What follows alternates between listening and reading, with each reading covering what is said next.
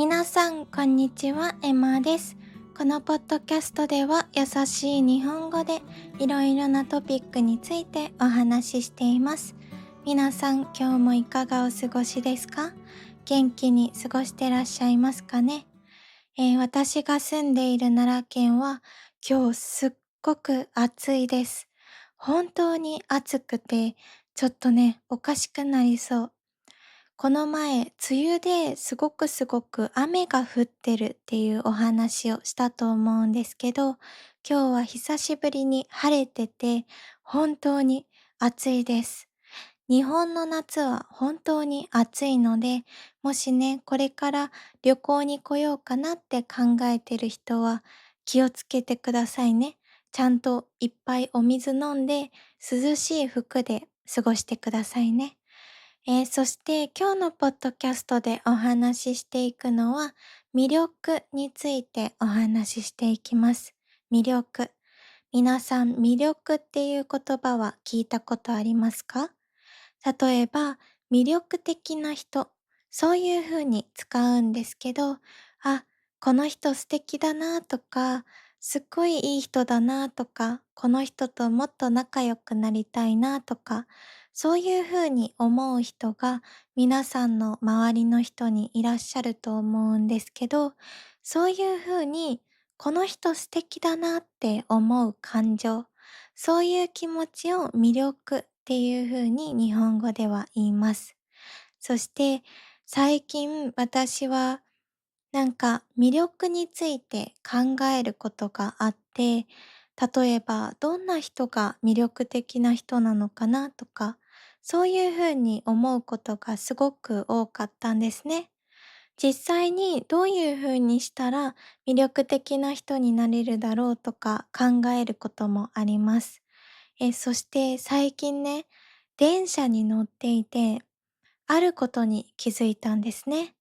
あ、こういう人が私が魅力的って思う人なんだなって気づいたことがあって、それはすっごく姿勢がいい人なんですね。皆さん、姿勢がいいってどういうことかわかりますか？姿勢がいいっていうのは、背中、皆さんの後ろ、体の後ろの部分、背中って言うんですけど、背中をピシッて伸ばしてる人、こういう人たちを姿勢がいいって言うんですね。逆に背中が曲がってしまってる人、こういう人たちを背中じゃない、姿勢が悪いって言います。姿勢が悪い。姿勢がいい人と姿勢が悪い人。で、私は電車に乗ってて、最近ってやっぱりスマホを見ている人とかたくさんいらっしゃるじゃないですか。で、もちろんスマホを見るっていうこと自体は別にね、全然いいんだけど、どうしてもスマホを見てると、背中が丸くなっちゃいますよね。姿勢が悪くなっちゃう。で、私はこういう背中が丸くなってしまってる人、姿勢がとても悪い人を見て、なんかちょっと嫌だなって思ったんです。別にその人が嫌だなっていうわけじゃなくて、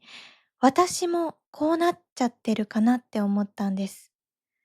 私もスマホを見てるとき、こんな背中になっちゃってるのかなとか、こんなに姿勢悪いのかなって思ってしまったんですね。そして逆に電車にたくさん人が乗っている中で、立っていても座っていてもすっごく姿勢が綺麗な人っているじゃないですか。姿勢がいい人。私はそういう人たちを見て、すっごく魅力的だなって思ったんです。なんか、本当に私もこうなりたいって思ったんですね。私的に魅力的だなって思う人は、私もこうなりたいって思う人なんです。私もこうなりたい。私もこんな人になりたいな。そういうふうに思う人が魅力的な人だと思うんですね。で、本当に最近思ったのは、この前私、ルッキズムの話をしたと思うんですね。例えば、とてもとても細い、体が細くてスラッとしていたり、顔が可愛かったり、そういう人に私はずーっとなりたかったんですけど、最近私はそういう顔が可愛いとか、痩せてるとかじゃなくて、素敵な人、姿勢が綺麗とか、心ですね。心の中身が綺麗な人、そういう人にすっごく惹かれるんですね。魅力的だなって思うんです。で、私は電車でそういう姿勢が綺麗な人を見て、私もこうなりたいって思ってから、すごく姿勢を気をつけるようになりました。でね、実際にとてもとても顔が可愛い人とか顔がかっこいい人っていらっしゃるじゃないですか。女優さんとかモデルさんとか彫刻のように整っている方。でもやっぱりそういう彫刻のように綺麗な方々でも姿勢がすっごく悪いと私はきっと魅力的に思わないんですね。あ、姿勢悪い。そっちに目が行ってしまう。なんか、とってもとっても顔が美しくても、すっごくスタイルが良くても、姿勢がすごく曲がってしまっていたら、私はそれだけでなんだか、あ、なんか違うなって思ってしまうと思うんです。だから私はそういうこともあって、すごくすごく姿勢に気をつけることが多いんですね。で、他にも私が魅力的だなって思う人がいて、これは私の友達の話なんですけど、すっごく魅力的な子がいるんですね、人として。その人はすっごく本を読む人で、語彙力が豊かなんですね。皆さん語彙力はわかりますか？語彙力っていうのはボキャブラリーのことです。皆さんの頭の中にある言葉の数ですね。例えば、皆さんの母国語が英語だとしても、その英語の中でも難しい英語、哲学的な英語、本にしか出てこないような英語ってあると思うんですね。この言葉の数、ボキャブラリーの数が多い人のことを、語彙力が高いとか語彙力が豊か、そういうふうに表現するんですけど、私の友達にすっごく語彙力が豊かな人がいるんですね。で、その子が私が今まで人生の中で出会った人の中で一番魅力的な人間なんですね。本当に素敵な人で。恥ずかしいから直接は絶対言わないんですけど、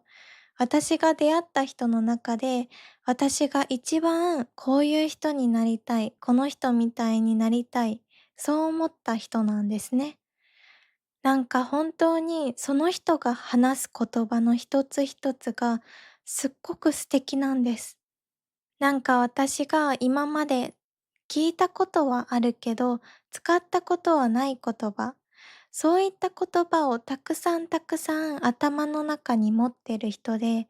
その人と話してると、なんだか、なんていうのかな、すっごく温かい気持ちになるんですね。やっぱり言葉一つ一つが深いというか、話し方とか言葉遣いとかもそうなんですけど、本当に素敵で、なんかね、その人と話してると、なんて言うんだろう。とにかく温かい気持ちになる。で、私はその子みたいに、本当に素敵な言葉とか素敵な言葉遣いができる人にすごくすごく憧れて、私もそうなりたい。そう思って、たくさんたくさん本を読むようになったんですね。そしたらやっぱり本には知らない言葉とかたくさんあるけど、温かい言葉とかもたくさんあって、だからね、私も2、3年前とかと比べたら、今の方がやっぱりボキャブラリーが多い、語彙力が豊かな人間になれてるかなって思うんですね。で、実際に私がすごくすごく好きな本を今日は何個か皆さんにご紹介したいなと思ってちょっと持ってきました。で、一つ目は吉本ばななさんっていう方のキッチンっていう本なんですけど、これはね、表紙がすごくすごく可愛くて買いました。キッチン。なんかね、これはとっても心が温まるお話で、すごくすごく素敵な物語なんですね。で、言葉というか、ちょっとね、内容は難しいんだけど、優しいお話なので、もし何か日本語の本に挑戦したい、日本語の本を読んでみたい、そういうふうに思っている方は、ぜひ読んでほしいです。そして次にご紹介したいのが、琴の葉の庭。これはね、皆さんきっと知ってらっしゃる新海誠さんの作品なんですね。君の名はって知っている方がたくさんいらっしゃると思うんですけど、その君の名はを書いた新海誠さんの作品。本当に素敵。もうね、うん。私が出会った本の中でも割とトップですね。トップ3には入ります。さっきのキッチンもなんですけど、これはね、とにかく読んでいたら、こうね、情景、その場の雰囲気とかが頭の中にパッて描かれるの。すごくすごく素敵なんですね。なのでこれも皆さんに読んでみてほしいなって思います。でもこれはさっき紹介したキッチンよりも難しいから、ちょっと上級者さん向けかなって思います。でもね、ぜひこれを読むっていう目標とかにして日本語の勉強頑張ってくれたら嬉しいです。ちなみに映画もあるので、もしよかったらそっちも見てみてほしいです。そして次にご紹介したいのが、桜ももこさんの作品。桜ももこさん。これはね、日本でとってもとっても有名なちびまる子ちゃんっていうアニメがあるんですね。そのちびまる子ちゃんの本ですね。さくらももこさんの本がすっごく温かい。これもほっこりするようなお話。心がほっこりする、心が温かくなるような作品です。で、これは結構短編っていうのは短いお話が何個も何個も入ってる形なので、結構ね、皆さんにも読んでもらいやすいと思います。ちょっと時間がある時に少し読んでみようかなとかできるので、すっごくおすすめです。で、他にもね、たくさんたくさん私が好きな本があるんですけど、ちょっとね、今日紹介するとすごい数になってしまうので、またいつか動画をね、ちゃんと作ろうと思います。そしてちょっと話が逸れてしまったんですけど、やっぱり魅力的だなって思う人は、とってもさっきも言ったように語彙力が豊か、言葉遣いが綺麗だったり、言葉の数がたくさんあったり、とにかく素敵な話し方、そして姿勢が綺麗な人、そういう人が私にとっては魅力的だなって思うんですね。で、実際に私も英語を話している時のボキャブラリー、語彙力が豊かなのかっていうと、全然そんなことはなくて、もう簡単な言葉しか使えないんですね。で、私はそれがすごくすごくショックというか、なんかもっと話せるようになりたい。もっともっと素敵な言い回し、素敵なフレーズを言えるようになりたい。そういうふうに思うことがやっぱりよくあるんですね。なので、たくさんたくさんポッドキャストを聞いたり、英語の本を読んだりして、ボキャブラリーを増やす。そういうことを頑張ってます。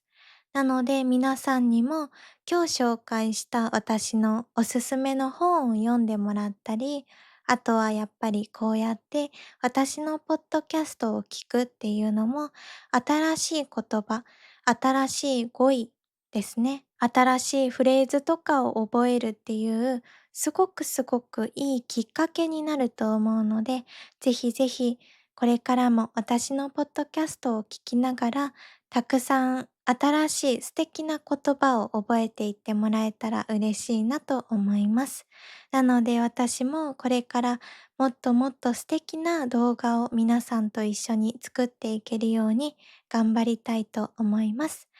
では皆さん今日もここまで聞いてくれて本当にありがとうございました。